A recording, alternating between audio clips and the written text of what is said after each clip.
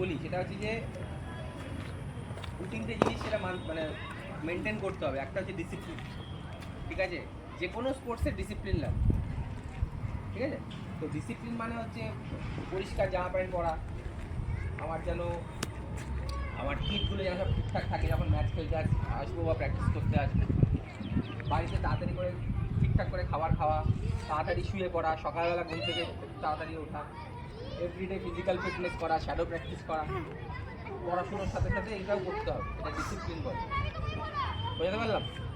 এটা করতে হবে, নাহলে কিন্তু হবে না। এখন তোদের হচ্ছে শেখার সময়, যত শিখবি তত বেটার খেলতে পারি আগে, তাই তো? বড় হয়ে কী করার ইচ্ছা হয় যখন দিদি আমরা যখন তোরা বড় হবি আরও, ইন্ডিয়ার হয়ে খেলতে ইচ্ছা করে, বেঙ্গালুরু হয়ে খেলতে, রঞ্জি ট্রফি খেলতে হবে, তাই তো? এগুলো তো আমাদের লক্ষ্য।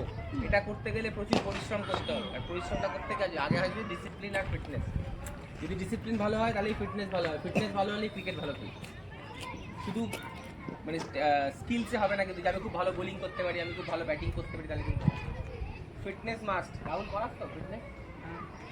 ঠিক আছে, ফিটনেস কিন্তু করতে হবে। যদি মনে হয় কোনো দিন যে রোজ ফিটনেস করবো, যদি মনে হয় এক দুদিন ব্যাটিং বোলিং হলো না, নো প্রবলেম, কিন্তু ফিজিক্যাল ফিটনেস এভরিডে করতে হবে, স্পেশালি রানিং। কারণ এই খেলাটা তো অ্যাথলেটিজম তোমাদের বাড়াতে হবে। কে কতক্ষণ জোরে দৌড়াতে পারো, কতক্ষণ জোরে দৌড়াতে পারো, এই জিনিসগুলো মাথায় রাখতে হবে, ঠিক আছে? বাকি আমি কোনোদিন যখন যাবো, আমাকে তো বলেছে, তখন গিয়ে ভালো করে তাদের প্র্যাকটিস দেখবো, কিংবা কীভাবে ব্যাটিং বোলিং করে দেখে তখন